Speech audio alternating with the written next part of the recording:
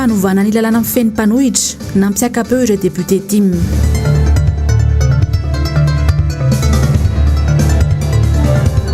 Besarety, Paraky, Ambohidamahazo, Itaosy nisy savorivory ireo tsena.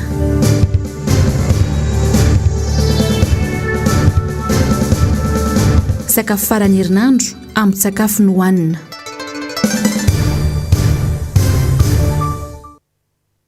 Sabotsy fahasivy amby roapolo ny volana be ny taona raiky amby roapolo sy roa arivo amin'ny kafaliany indray ary tomboky lasy sy tomboky vavy no idirako ny tokantrano amin'izao alina izao atao anatin'ny fotoana ny fampahalalam-baovao ny MBS manolotra ny araba ary manasanao anaraka ny fotoana ny vaovao hatramin'ny farany. Ny pejy politika sy ny raharam-pirenena dia lohahevitra maro amin'ireo mafana sy mahaberesaka eto amin'ny firenena no nitondrany filomatrika Ravalomanana ny heviny sy nandritra ny fandaharana manokana niarahany tamin'ny profesora Ralson Roger isan'izany ohatra ny tsy fandriampahalemana ny vidin'ny lavanila ny fifandraisana amin'ny raisam-pirenena ny satany fanoherana momba ny raha manokana dia yankinany zava-dehibe ny fanomezana ny toerany mpanohitra Mariny Andriatsoava eo amin'ny fihaonina ambinitsoa Velositraka Rendrantsary ny Manora Andriamalala. Nahitsy ny filoha teo aloha Marika Ravalomanana sady lehibe ny rodoben'ny mpanohitra ho an'ny demokrasia eto Madagasikara raha nilaza fa manana zo hiteny ny mpanohitra. Misy fiantraikany amin'ny lafiny maro toy ny eo amin'ny sehatra iraisam-pirenena mantsy ny tsy fanomezana ny toerany ho an'ny fanoherana. Avoay le décret d'application fampianana lizy zay ihany tsy mangataka zay ovay ny lalàna na itsy ny lalàna avoay le lalàna lay décret d'application satria efa lany iny efa nekenina ny présidentielle ny président fa nanakeny lizy avoay zay so de verina fa mitsipy reo le masovosy ireo solontenan'ny firenena venavelany reo mahita n'ilay zavatra nitranga tamin'ny 20 février le olona nanao kanjomena dia nigadrainy dia tsy haveliteny ny mpanohitra ay anisin'ny transparence raha tsisy mpanohitra tsisy firenena eto ambonin'ny tany ka tsisy mpanohitra hitanao zao zavatra mitranga any Belarusy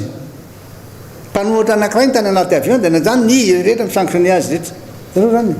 dia aza adiny koa fa ilay fivorinana atao tany Paris io tsy fivorin'ny bilatéral ny frantsay sy malagasy rery fa fivorin'ny Union européenne sy ny eran-tany mihitsy io fa natao tany Paris le izy aza nananandrareo 134 milliards de dollars zay natao folo zany fa nisy antony io milaza mihitsy hoe manahoana reo any amin'ny mpanohitra any taratasy ohatry zany efa nalefako isaka mandeha zao mazana ity zao ny sary vao miteny izy dia tonga da latsy dia mijerijery eo vidina lafo reny. Amin'ny mahafilohan'ny Repoblika teo alohan'Andriamatoa Marika Ravalomanana raha teo dia manana traikefa eo amin'ny fitantanana ny firenena izy nambarany fa hananana ny vahaolana matoa izy samy teny. Dia le fitaraina ny olona ilay izy hoe vonjeo président fa tena lozy ity tsy mihinan-kanina zay anana namidinay voreo président fa tena tsy mianatra ny zanakay tsisy asa zay zany ny antsoantso ataon'izy ireo dia tonga mijery tokoa ary tsy vozenana ianao izy tonga mijery aloha zany ny zava-misy zao inona ny zava-misy ny toerana dia mieno inona ny fitarainandreo vaoko reo dia voreo milaza hoe eny ara manana vahaolana amin'izay fa hiantso anareo ary tena manana vahaolana tokoa matoa samy manao an'ireny. Etsy andaniny misy fanehoan-kevitra milaza fa tokony angina mpanohitra fa aleo aloha zareo no hitondra eo satria voafidy ara-dalàna nanamafy kosa nefa Marika Ravalomanana fa betsaka ny tsy ara-dalàna tamin'ny fifidianana filoham-pirenena natao farany teo iny ary no amafisy ny tatitry ny antenimieran-doholona izany. Hitantsika tsara ilay tatitra nataon'ny sénateur reny alohan'ny ilana fe be dia be any tsy ara-dalàna tamin'ny nisy mpifidianana ny doublon reny nlazain'ny vice-président ny CENI reny dia manamafy an'izay ve izy anao mbola samy teny an'izany hoe dia tena vidin'ny vahoakany raha zay ny resanao raha samy resaka vahoaka ihany fa tsy zato isan-jato tsy araka ny tena napoizin'olona izy fa zao voaka daholo nitsikera rehetra ary ao anatin'in'le rapport iny dia tena mazava tsara mihitsy hoe zao aby ny zavatra natanga teo a doublon zany a misy 2 fois hatramin'ny 34 fois le olona miverimberina ny lista. Mahakasika ny fifandraisana iraisam-pirenena dia nilaza mazava ny filoha Marc Ravalomanana fa tsy ampy fahaizana amin'ny fampirarahana mpitondra mila fehezina izany fa tsy atao andrakandrana ho izy. Fa zany antaninareo zany relation internationale zany ana io kapokako tena tao ah na ny amindreo mpamatsy volo reo na amindreo le any Afrika indrindra ty Afrika tsy maintsy mahafehy tsara zany hoe olona mitatana firenena zany tsy andrakandrana zany fa tena izy ary tsy mila mpisolo vavy zany fa enao mihitsy zay nkena nanao foana io troso io every fa tamin'ny 2005 izy na 2005 na 2006 eo foanana ny troso zany laza hoe tamin'ny horst colère zay président raha tsy foananareo ny troso any Madagasikara tsy vitako mampandeha an'ity. Ankoatr'izay dia vao mbola nazary lasa mahazatra ny hoe manara-penitra nanomboka tamin'ny fitondrana tetezamita hatramin'izao anarany fotsiny fisehosehoany fotsiny anefa izany ho ity filoham-pirenena teo aloha ity no raisiny ohatra tamin'izany ny fihiboana isaky ny farany herinandro. 5 andro izy lasinainy talata larobia lakamisy zoma 5 andro izy zany mahazo mivezivezy manao zay tiany atao fa le 2 andro ivavahana sy le 2 andro le andro esany sabotsy tsy mahazo. Dia reny dolo tarainany raha mba azo ataony président dia ajanony io fiboana 2 andro fa io zay tena mba mitady voly zay le mivarotra ny asabotsy ny tena mba mandeha satria tsy miasa ny mpiasa dia mba mividy azadino aho zany mbola tsy eo mbola tsy eo mifahefana zany dia ozy izy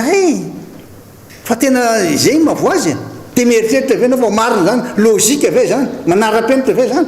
Eo amin'ny lafiny toe-karena na be resaka tatoato ny fitotongana ny vidiny lavanilina tsy tokony ho tsabahan'ny fanjakana nefa izany raha ny hevitry ny filoha Ravalomanana satria anisehatra tsy miankina. Voalohany indrindra aloha tokony tsy hitsofotsofoka amin'io satria secteur privé io tokony tsy izy ny détermineny io raha voadina tsy fanjakana igny tokony tsy intervenir amin'inona mihitsy resaka privé raha ty aloha isamby izany fampiraraha fa tonga dia fixé-ndra là 75 000 ny enko izay 75 000 sady 75 000 ariary ny iny ty izy nefa taloha fa 500 000 dia fixé-na zay nefa misy panelanela dia mody vidiny morany amin'ilay tatsaty avy sotro lava be. Novoizina nanomboka ny taona 2004 fa noho i Marc Ravalomanana no nampikatona ireo orinasa malagasy maro nanday izany anefa izy fa nanampy azy ireny aza no nataony hoy izy. Raha ohatra hoe nanakatona dia nikatona ho azy li satria tsy naharaka concurrence za tena tsy mahafinitsy na dia unité kely reny raha gasy foana anio fa raha hoe vazatsy milaza azy manan-karena zay le lazake samy manana ny vola fa nisany tsy mitovy tsy mbola nanakatona na anakray ary samy laza aminao raha olona malagasy au contraire manampy fa raha ohatra ka hoe reo le metraketraka sian'ireo tena nafehin'ireo ary tsy nangataka revolanja tamindreo hoe ty vola président fa ataovy azo atao am'tianyty tsy mbola antanio izy azo nanontaniana. Mirongatra ny tsy fandriam-pahalemana atao ao tranga izay mety mampiemitra an'ireo mpampiasa vola eto amintsika. Misy karazany telo na efatra ny insécurité na ny sécurité zany resany professeur Ralsombo zay zany sécurité physique ana olona hoe nisy dalo ronjato nanafitra zao dia nisy maty dia nisy naratra dia nisy sabony. Fa ny sécurité alimentaire indray sécurité koa ny filazana anio zay sécurité alimentaire le olona tsy mihinan-kanina na mitovy ihany samy maty ihany izy avy maty le anankiray fampitifitra maty lasa ny maty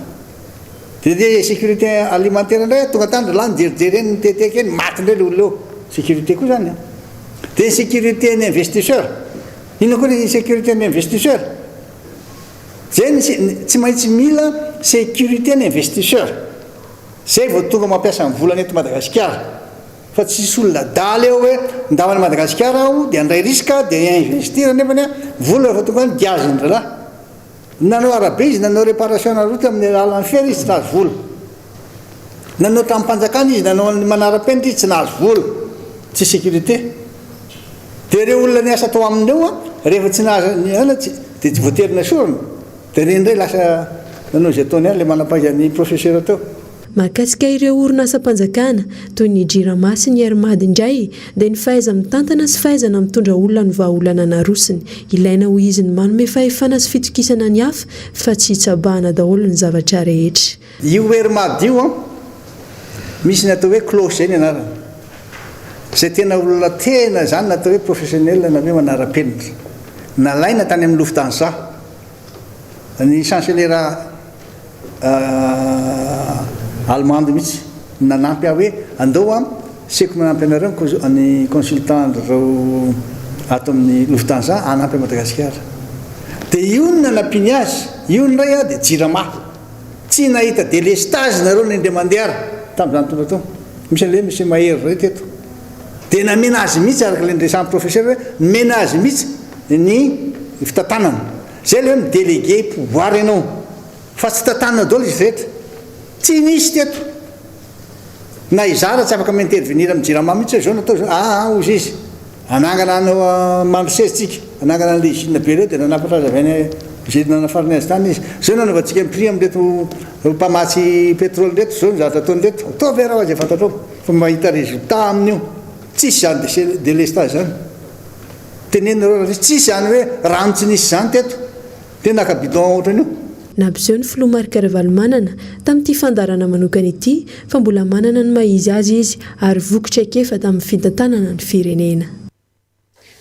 Ny vaovao mahakasika ny fiboana ho an'ny Androany Sabotsy dia naneho ny alahelo sy ny fitarainany ho an'ny Androany mpivarotra teny Besarety sy ny manodidina ary ihany koa ny teny amin'ny tsena Ambohida Mahazo. Nisy tokoa mantsy ny fanesorana ary tsy ny famelana azy ireo hivarotra ho an'ny Androany ka nampiantso mpanao gazety Nzavandre Mahefa sy Tahiry Nyainary no teny an-toerana. Isan'ireo tsena namoahana didy avy any ambony mikasika ny fandarana ireo mpivarotra tsy hivarotra ihany koa Androany ny tsena teny Ambohida Mahazo. Toerana izay niantsenana ny filoha Marc Ravalomanana ny alarobia lasa teo. Mahatsapa araka izany ireto mpivarotra tsy vahoaka eto Ambohida ireto fa noho ny tsy fahazakany mpitondra fanjakana io fihetsika nataon'ny filoha Marc Ravalomanana io no anton'izao fanapahan-kevitra tsy voahevitra izao ka ny vahoaka no mizaka ny vokany. Mampalahelo mihitsy zany mahazo an'le mpivarotra ety Ambohida ety eraka ny fokotany rehetrarehetra satria nahoana ahoana izay tsy avela hivarotra manomboka sabotsy sy lahady. Misy fanjakana ve afaka miaraka apokanay isaka sabotsy sy lahady hoe tsy avela hivarotra zay. Mila mitako ny zonay zay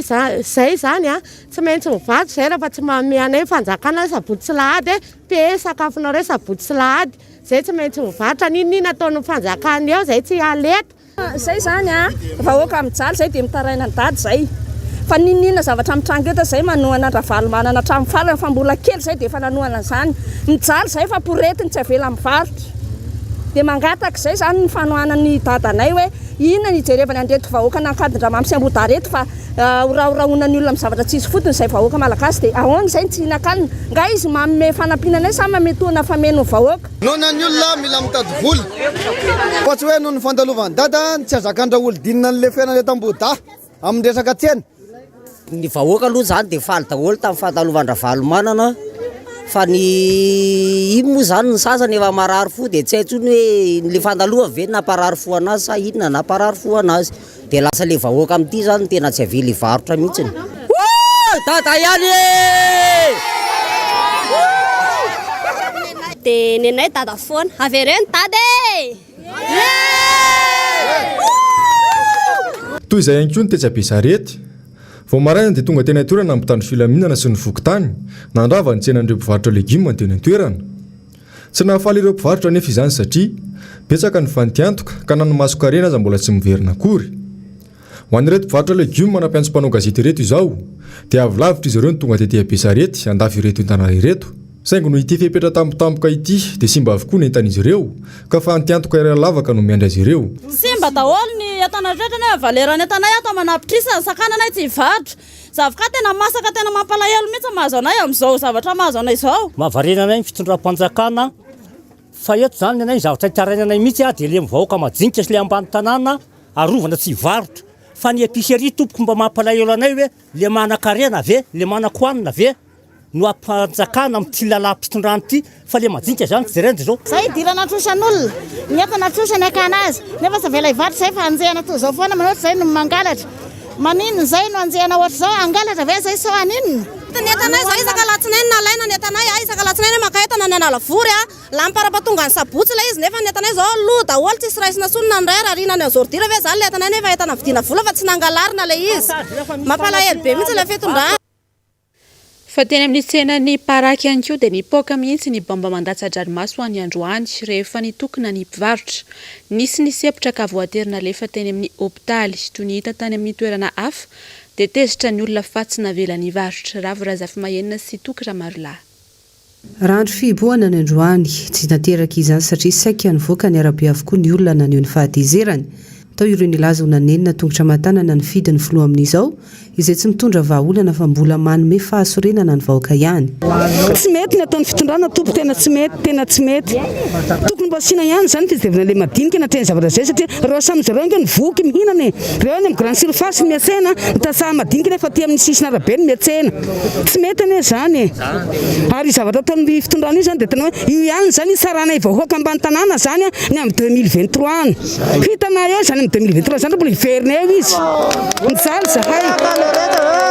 zay nge mba anisany nandatsabato anazy nefa zao ny ataony fa izy raha misy amin'izao aloha tena mifony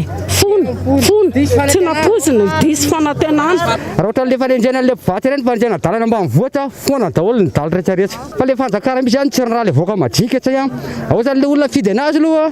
nanenina tongotra mavizalo tsy mifidy anazy aloha ny tena marona tsy mifidy anazy aloha izy aloha amin'ny 2023 aloha raha ohatra na aloha za aloha fa tsy mifidy anazy aloha fa ny olona mifidy anazy aloha ary fananianina.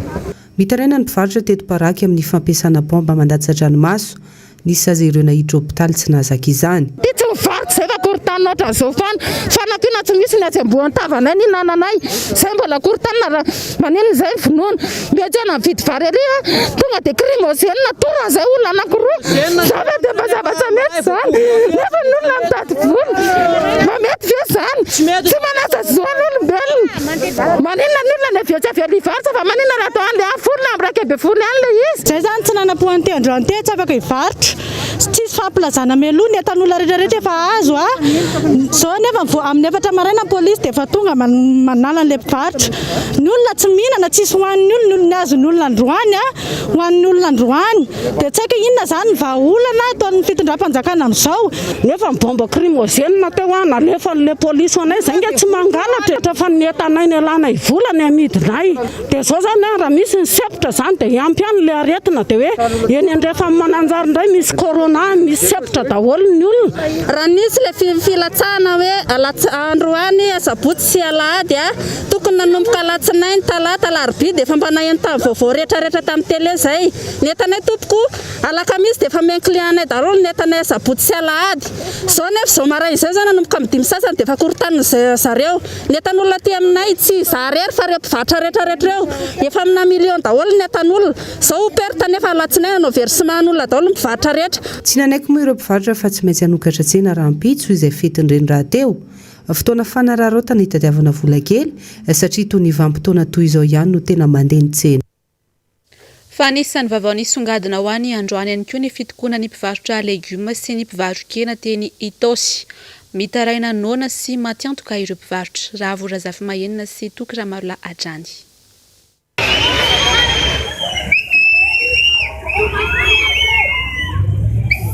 Tsy zakan'ireo mpivarotra intsony nitsindry atao azy ireo isaky ny sabotsy ny alahady nipoka ny sarombilany niaran'rihotra nanatiny ireo mpitandro filaminana nangataka fanazavana izy ireo ny amin'ny anakatonana ny tsena koatra ny episeria. Tsisy tsy mahafantatra ny tenana amin'izao sarotra dia sarotra nefa le olona sakana tsy varotra zay parapavony amin'ny folo isaka sabotsy lady amin'ny folo ihany zay dia efa mirava daholo mpivarotra dia efa nanaja an'izay zay nefa zao ankorotana indray zay tsy navela mivarotra zao maraina izao dia zay nampatonga an'le vahoaka mikorotana. Iny teny ambony teny io ny teny nararany teny ambony teny io ny etan'ny olona raha-fahazaona raiky tapo sakay ninona nampatrany arabe dia teritra ny olona dia zay natonga ny olona misotra izao. Eo le olona hivarotra fa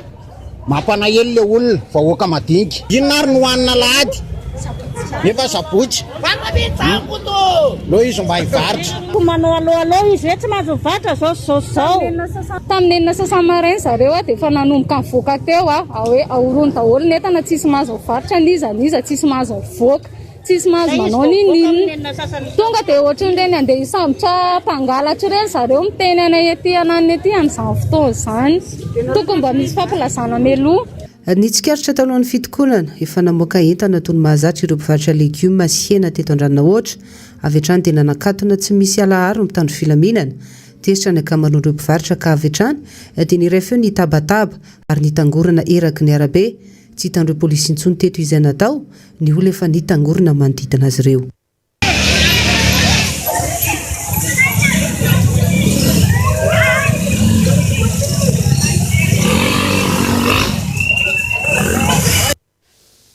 Eo amin'izay vaovao ny fiebon'izay hatrany dia tsy ny rehetra no afaka mividy sy manana fahefana mitahiry sakafo hohanina rehefa ny farany herinandro toy izao ambin-tsakafo tsy landy izay no arapaka hoy ireo sendranahy tsy misy mihitsy anefa ny fitsinjovana ny sosialim-bahoaka avy amin'ny fitondram-panjakana Ando Miaratiana sy Mathieu Princy.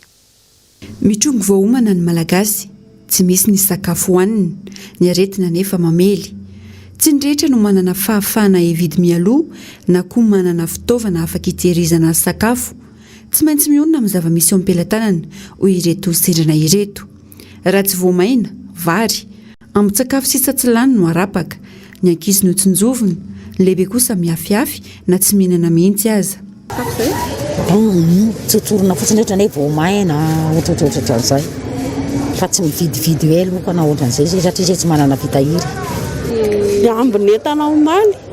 izay no haninay dia izay nataonay laoka dia izay tsisy koatr'izay. Vary aloha izao no misy aty amin'ny épicerie dia paty sy anana ireny dia lasa voatery ireny izany no hoanina. Zay raha mividy sakafo izany tsisy hoteriziny vola raha tsisy kely hoteriziny eo dia rehefa sabotsy lahady dia mihena amin'ilay ohatrany hoe ambom-bary ilay tsy nohanina tamin'ny reviny terizina ao amin'ny menany zanaka ihany sisa mivonjena fa raha iny lehibe fa zatra mihinana io mitsotso raha mavana dia matory tsisy fa tonga dia iny ambon-doha kena masisa raha dia iny no hohaniny. Nohon zahay tsy misy arapaka izay no teny miverimberina eny an-tsena eny. Samy miaro sy mamonjy ny tena ny rehetra tsy manana vahaolana mihitsy ny fitondram-panjakana ny tsinjovana ny vahoaka vao maika aza mampitondra faisana ny rehetra ny fepetra raisiny.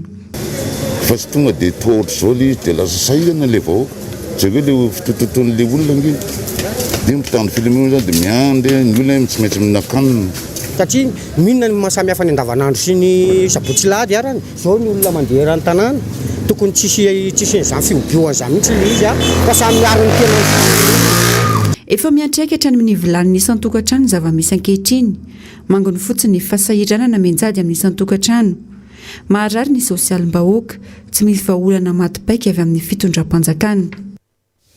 Fa tsy azo lavina fa miamitombo ireo olona kivy amin'izao fotoana izao manoloana indrindra ny fahasahiranana iainany indrindra noho ny fisianivalana aretina Covid-19 lasa betsaka ireo sakana isan-karazany na eo amin'ny antom-pivelomana izany fa ihany koa amin'ny fialamboly any amin'ny tsiraray anefa no vahaolana fanamitraka manamiatrika izany raha ny fanazavana psikology iray naminy Tsovelo Sitraka sy Tahiriny Aina. Fahaizana manaiky ny zava-mitranga izay aloha ny vahaolana voalohany manoloana ny fahakiviana sy ny fahasahiranana iainan'ny olona misedry izany amin'izao indrindra manoloana ireo voka-dratsy hita manoloana ny fandalovan'ny valana aretina coronavirus eto amintsika. Mila mahafohy fotoana anaovana izay mahafinaritra ny saina ny olona iray raha te hanadiny ny dona nanjo azy teo amin'ny fiainany toy ireo olona namoy akaiky azy vokatry ny valana aretina ohatra na ireo niala tampoka tamin'ny asany na ireo izay mahatsapa fa miaina anaty fahasahiranana lalina. Miezaka koa tsika mifikitra amin'izay zavatra afaka hoe maîtrisena hoe misy zavatra ihany hoe azo ananantsika contrôle ny fihetsikitsika zao ohatra afaka ananantsika contrôle hoe hiaro tena sa tsy hiaro tena anao aro vava ve sa tsy anasa tanana matetika ve sa tsy tsy voatery anana vola betsaka na andany vola be vao afaka hiatrika ampilaminana ny fiainana hoy ny fanazavany izay kely ao an-tanana no ampiasaina ary ny fitandremana izay tokony atao mba tsy hironana any amintsy izy na dia eo aza ny tampoka izay tsy maintsy andalovana amin'ny maha olombelona. Indraindray ohatra hoe mamoy havantsika na mamoy namana akaiky dia mila miditra ao anatin'izay hoe deuil zay hoe misaona zany raha ohatra hoe hita hoe tena mafy fotsiny dia mila manatona olona foana manatona olona ivelany tsy namana tsy havana afaka manampy. Ezaka koa ianao miverina tsikelikely miala voly manohy ny fiainanao afaka koa zany mifandray zany ny vatana sy ny saina mila manana le hoe bonne hygiène de vie raha azo atao mihinana sakafo ara-pahasalamana. Na dia hoe tsy dia misy eto manana loatra ary ngambany a, mety hoe afaka miezaka ihany tsika mihinana sakafo ara-pahasalamana. Ny fatoriana izahana ampy tsara. Araka izany, ny tsirairay no manala ao an-tsainy fa miaina anaty fahasahiranana na fijaliana izy ary afaka miaina finaritra ny tsirairay na inona mitranga, indrindra moa manoloana ny valanaretina coronavirus sy ireo vokatra aterany. Toy izao kosa indray ary ny tatitry ny Covid-19 voaray teto Madagasikara ho an'ny daty ny 20 ny volana May ny taona 2024. Roa indray no maty nyity valanaretina ity ary 50 no tranga vaovao ho an'ny omaly hatrany raha ny tatitra teo anivony Aino Manjerim-Panjakana. Tany aloatra Mangoro ny iray tamin'ireo maty ary tany amin'ny faritry Menabe ny iray. Mitotaly 7 sy 700 hatreto ny isan'ireo olona namoy ainy vokatry ny Covid-19 nanomboka ny volana Martsa 2024. Raha ny mikasika ireo tranga vaovao misy 50 dia mety hinjara toy izao isaky ny faritra. 17 eto Analamanga, 3 tany amin'ny faritra Atsinanana, 4 tany Matsiatra Ambony, 3 tany Atsimo Andrefana, 4 tany amin'ny faritra Anosy, 2 tany Orombe, 2 Betsiboka, 2 tany amin'ny faritra Androy, 2 tany amin'ny faritra Melaky ary 3 tany amin'ny faritra Tasindy. 13 sy 900 ireo mbola manaraka fitsaboana amin'izao ka ny 470 amin'izao amin'ireo no anatin'ny fasarotana na ny forme grave.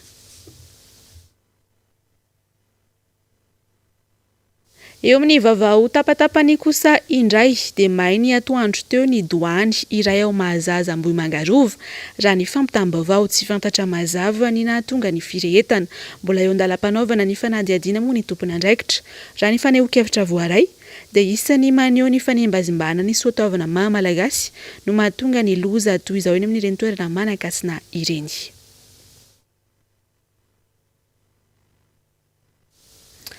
Fa eo amin'ny vaovao ny maresaka iraisam-pirenena taorian'ny disadisa teo amin'ny filoha sy ny tafika tany Mali dia ary miditra ao anatin'ny tetezamita izany firenena izany amin'izao fotoana izao dia napetraka ny fitsarana avo momba ny lalam-panorenana malianina.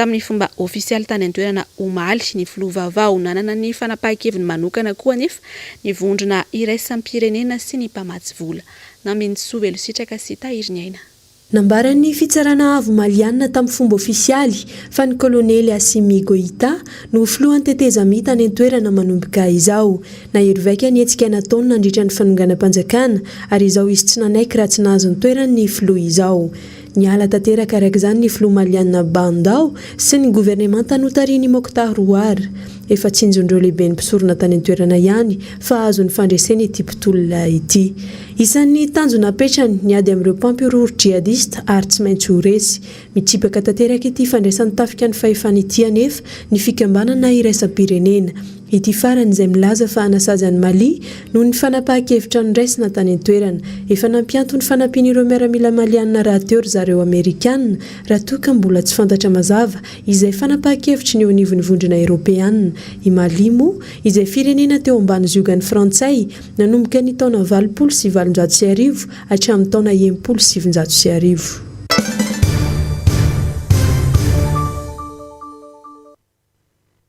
Fa fantatrary fa atahorana mafy hatrany ny filohan'ny mpanohitra eto Madagasikara dia ny filoha Marc Ravalomanana izany. Raha avy ny antsena sy ny tafa tamin'ny vahoaka omaly tokoa mantsy ny tenany. Ny filoha Marc Ravalomanana dia feno mpitandro ny filaminana ny lalana rehetra izay nalehany rehefa hitodo iverina iny izy. Ary nosakana ny mpitandro ny filaminana mihitsy aza moa ny fiara nitondra azy. Midika iny no izany fietsika izany ny solombavam-bahoaka ny Madagasikara. Mamy Rabenirina no mitondra amintsika ny fanazavana ato anatiny ity fanadihadiany Asinandriamalala sy Tokiramarolahy ity. Tsy zakany mpitondra fanjakana mihitsy ny filoha Marc Ravalomanana raha izay no mahalaza azy.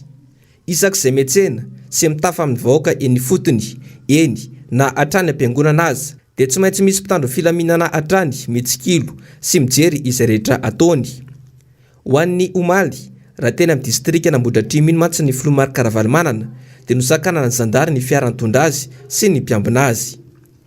Fa toy ny olom-pirenena rehetra mihetsena filoha Ravalomanana ka andeha hitodotoy iverina tany Antananarivo dia nanaitra fa lasa ny tombo be tampoka ilay antsoina hoe police de la route teny an-dalana, zany hoe ny sakana napetraka ny zandary. Raha niainga ny maraina tamin'ny Nandroso fony Nandroso ny sakana anankiray teo akaikin'ny PK 25 ihany izay efa misy isan'andro no nisy fa noho ny verina dia lasa nisy sakana tampoka teo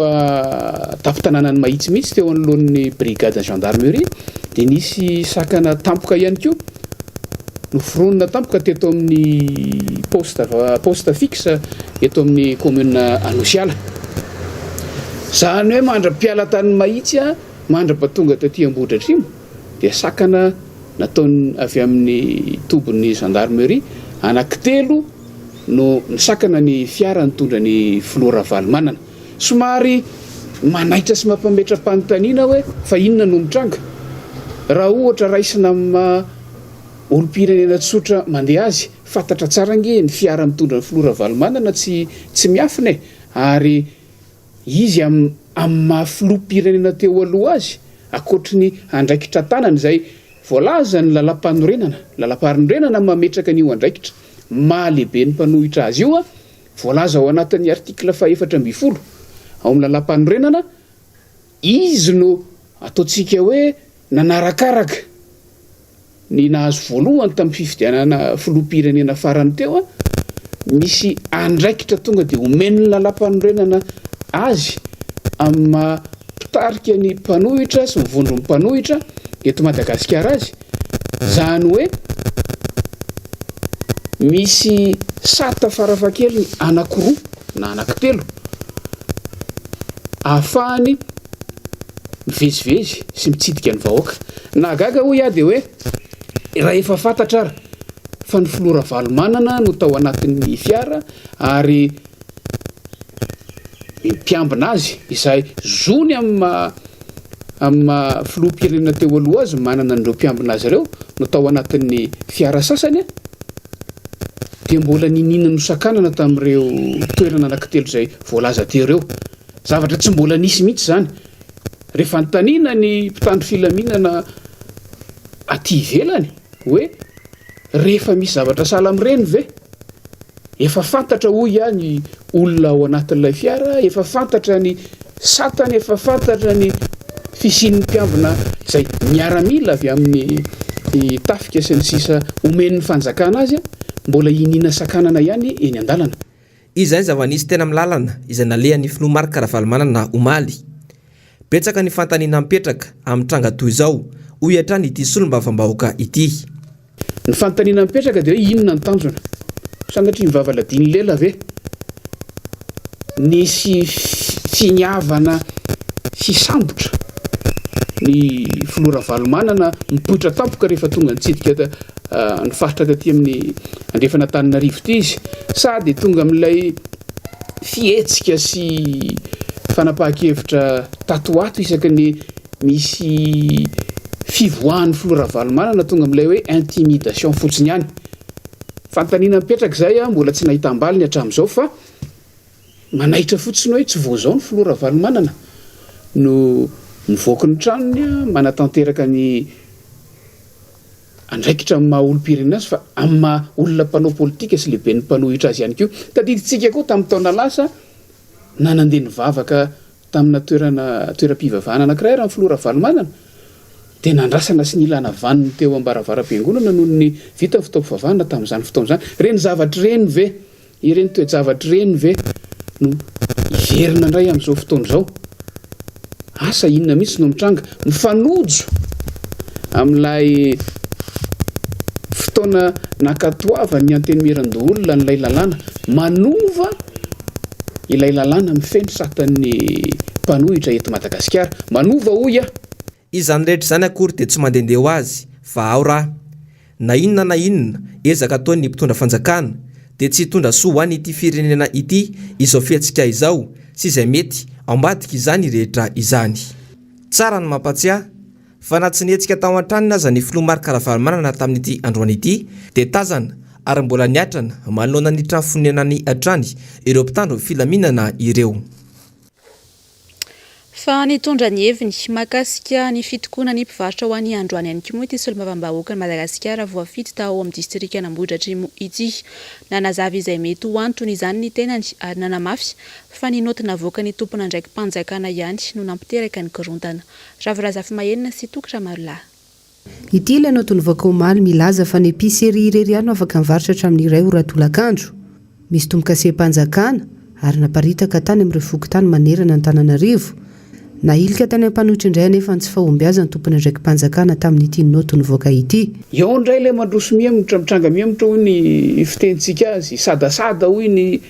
fitenin'ny filoha Ravalomanana azy fa tena zay mihitsy ilay izy satria aminay mbola tsy fahampin'ny famatorana eo amin'ny fitantanana ny firenena tsy fahampin'ny fandiniana mielo ny fametrahana ny fepetrana ilay mesure d'accompagnement sahaza ny fepetra sy ny mesure raisina amin'ny fiatrehana ny fiainam-pirenena azo anokafana fanady adiny zany anaporofona fa avy any amin'ny fitondram-panjakana ihany io ilay petadrindrina sasany any misy fitomboka sem-panjakana mihitsy zany tsy azo vazovaziny zany tsy azo anaovana osoka fotsiny ohatran'izao zany indrindra raha ra-panjakana anaovana an'izany fa raha ondraka manana fisalasalana na manana fiahiahina ny fitondram-panjakana alao sokafana fanady adina fa rehefa tsy zay dia mbola manapirofo ihany hoe manao kilalao maloto mihitsy ny fitondram-panjakana. Mazava fa tsy ny mpanohitra irery intsony no manohitra ny fanjakana fa efa ny vahoaka izay leo fampanantenana pôkaty asy fandraisan'ny fanjakana fanapahan-kevitra tsy matotra atao tsy fanjakana toteny intsony ao ambony ao. Fa ny olana nge dia izao hoe rehefa ny vahoaka ny teny andray mandeha hoe atsipo ny fitondra fanjakana ty anivo amin'ny mpanohitra foana ny adidy sy andraikitra rehefa misy zavatra mitranga sy tsy mety eny anivon'ny fiarahamonina kanefa amin'ireny fotoana ireny rehefa atsapatsika fa efa le vahoaka mihitsy no efa tonga saina efa le vahoaka mihitsy efa mahalala ny adidiny sy ny andraikiny maneho amina impony ny fanoherana ny zavatra ataon'ny fanjakana izay midika koa efa tsy fankatoavana ny fipetra izay avoaka ny fitondram-panjakana dia milaza ny fitondra fanjakana fa ny antoko-mpanohitra fa raha ny tena marina efa ny vahoaka nge zany rehefa manohitra le fitondram-panjakana fa tsy ny antoko-mpanohitra fotsiny tsy mpanao politika intsony fotsiny fa efa ny vahoaka amin'ny fotoana tsy ampoizina no efa maneho fanoherana ny fitondram-panjakana amin'ny alalan'ny tsy fankatoavana. Tsy vao izao no mandroso miemotra tahaka ity ny fanambarana ataon'ireo tompona ndraiky mpanjakana tsy vao izao no nisy noto mivoaka dia toeriny izy samy izy ao ihany very ny vahoaka madinika ao anatin'ny fandraisana fanapahan-kevitra tsy mazava na tena izy na kilalao anakorontanana ny saim-bahoaka mazava fa misy olo amin'ny fitondranao ihany no mandoto rano. Fa manitsakisaka ny zony vahoaka izay efa vita tamin'ny alalan'ny fitsapan-kevim-bahoaka tamin'ny taona 2024 Andry Rajoelina ho nisy olo-mavambahoaka iray ndresaka tamin'ny mpanao gazetina ho an'ny andro andy mikasika indrindra ny sata mifehy fanoherana sy ny lehibe ny mpanohitra Asinandria Malala sy Tokra Marolahy. Ny alarobia lasa teo ny lantenanivy atenimeran-dolona ilay lalàna vaovao izay mamaritra ny sata ny fanoherana eto Madagasikara sy lehibe ny mpanohitra. Raha tsy ahivina dia efa nampidiriny Andry Rajoelina tao anatin'ny lalam-panorenana misy amin'izao fotoana izao io fony izy filohany tetezamita ny mikasika ilay sata mifehy ny fanoherana eto Madagasikara. Voafatra mazava ao anatin'izany fa izay kandidana azy vato be indrindra ao aorian'ny voavidim-bahoaka no mitana ny andraikitra lehibe ny mpanohitra. Didim-panjakana fampiarana sisa nandrasana tamin'ny mpitondra fanjakana saingy tsy navoaka mihitsy izany mandrakandroany. Rehefa nasesika ny tahotra any filoha Marc Ravalomanana indray ny mpitondra fanjakana dia nanao tolo-dalàna vaovao aotraray tsipika 2024 ka novainy tao anatin'izany indray fa solombavam-bahoaka no atao lehibe ny mpanohitra eto Madagasikara ka ahitana filoha-lefitra fahafito eo anivon'ny antenimera-pirenena. Tsy mba nisy hoy ny solombavam-bahoaka fetra Ralamozavombololona ny fakakevitra natao tamin'ny fiarahamonim-pirenena na ny mpanohitra fa avy dia tery vaimanta no nitranga. Entitra nanambarany ity solombavam-bahoaka ity fa tsy mitombina io lalàna vaovao io. Aiza ve ka lalàna ho an'ny mpanohatra fanendrena olona ho lehibe ny mpanohatra dia ny fitondram-panjakana no manao ny salegy sy manao ny konokonao hoe ity ihany no izy. Zany ve dia tena hoe midika hoe misy demokrasia eto amin'ity firenena ity zay natao hoe didijadony maro anisa ary tiako lazaina eto fa ianareo manana ny maro anisa amin'ny olom-boafidy sy ny olom-boatendry moa nefa mitendrenareo fa arany fiainana eny amin'ny fiarahamonina eny eran'ny Madagasikara dia vitsy anisa sisy ianareo. Mbola manana fotoana ianareo iovana anovana ny dinga anovana ny famindra fa mijaly le vahoaka malagasy ary raha toka hoe lalàna natao an'liana tsy ekenay zany amin'ny député tika Madagasikara solombavam-bahoaka tim dia tsy manan-kery io tsy handray anjara amin'io izahay aminay io ataonay tony tsy misy a fa ny filohan'ny mpanohatra aminay a dia ny filoha Ravalomanana araka ny teniko teo hoe lany a teny amin'ny Carleton na tamin'ny fiaonam-ben'ny mpanohatra ka tsy anareo a no anova izany fa tsy ampitondra ianareo a dia izay tianareo no atao tsy miova fa ijanona amin'ny fanoherana atrany antoko tim ary efa manana ny atota taratasy rehetra manamarina izany eny anivon'ny ministera ny atany hoy atrany ny fanazavana ary tiako tsindrina fa ny tiako Madagasikara irery ao anatin'io atao hoe fivondrona ben'ny mpanohatra io no manana iza nanao navita matsy ny fanambarana izay takiany lalàna teny amin'ny ministera ny atitany fa ho vondron'ny mpanohatra hoe hiditra ao anaty vondron'ny mpanohatra efa ny lafiny rehetra efa vakina fotsiny araka ny fomba fiteny tafiditra faharoa tamin'ny fifidianana filoham-pirenena tokana manana solombavam-bahoaka anivony antemeram-pirenena na tafapetraka sy navita zany fanambarana no ny fisin'ny atoko sy amin'ny mampanohatra teny anivon'ny ministera ny atitany inona no mbola tadiavin'le fitondram-panjakana sandrao sady mpitondra ny mpanohatra zay ny fanontaniana mipetraka dia aleo ny vahoaka mitsara satria ny vahoaka no nasainareo safidy aneto anaty lalam-pandrenana dia aleo ny vahoaka no anambara sy tsara hoe mety sa tsy mety nataonareo raha fehezina izay rehetra izay dia tsapa fa noho ny tombotsoan'ny mpitondra fanjakana ireryany no nanaovany samirery iny lalàna iny ataon'ny mpitondra fanjakana toy ny misolakanjo ny fandrafetan-dalàna eto Madagasikara ka solosoloany araka izay mapety azy mazava nambaran'ity solombavam-bahoaka ity teo fa tsy anaiky ny fampiarana io lalàna tsy mitombon'io izy ireo raha fehezina mantsy dia kendrena manokana ao anatin'io lalàna vaovao io ny filoha Marc Ravalomanana izay efa nekeny ny mpanohitra rehetra manerana Madagasikara fa ho lehibe sy ho mpitarika ny mpanohitra eto Madagasikara manoloana ny fitantanana tsy mahomby ny fanapahan-kevitra tsy voahevitra ataon'ny mpitondra fanjakana ankehitriny dia nivoaka tamin'ny fanginany ho an'ny androany solombavam-bahoaka ny Madagasikara voafidy sy tao amin'ny boriboritany faharoa dia sy tany sy lasa Andrianarysona ihany koa irasitany nasiany resaka mahakasika ihany izany koa moa ny mahakasika indrindra ny sata mifeny mpanohitra Njava Andriamahefa sy Tahiry Niaina fatahorana mafy ny filoha Marc Ravalomanana ny zava-misy eto amin'ny firenena hoy ny solombavam-bahoaka sy tany sy lasa Andrianarysona na irasitany raha lany tena anivony antenumeran-dolona tokoa mantsy ilay lalàna amin'ny feny mpanohitra dia mpikambana ao anatin'ny antenumeram-pirenena ihany no tsy maintsy ho filohan'ny mpanohitra eto Madagasikara raha ny lalàna nisy hatramin'izay anefa dia izay kandida faharoa lany tamin'ny fifidianana filoham-pirenena ihany no tokony ho lehiben'ny mpanohitra dia ny filoha Marc Ravalomanana izany tambola fifidianana propagande sy ny tariny dia raha natao interview face à face izy mianaka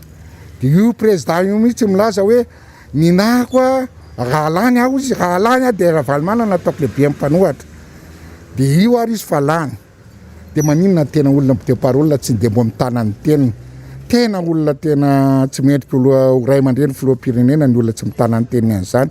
ao anatin'ny lalàna ankeka zao hoe sao dia tsy fantany zareo hoe zay rehetrarehetra atao anatin'ny lalàna 2011-013 hoe zay lany fahandroany manarakaraka amin'ny président zay ny lehibe mpanohatra dia hitany zareo zavatra mahagaganady izao inona loatra ny tsy ahatra ny zareo an'ity président Ravalomanana olona favorisy sa tena any satria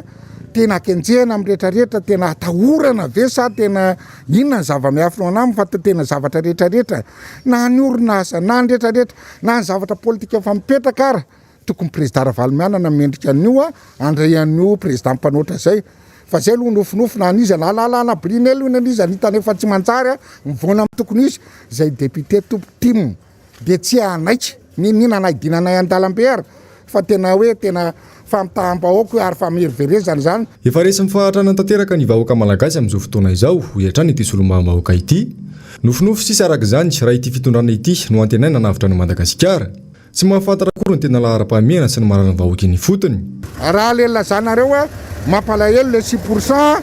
no vahoaka reo mpanohatra kely reo lasa any aminareo ndray zao le 6% tena estimeko azaho nenandro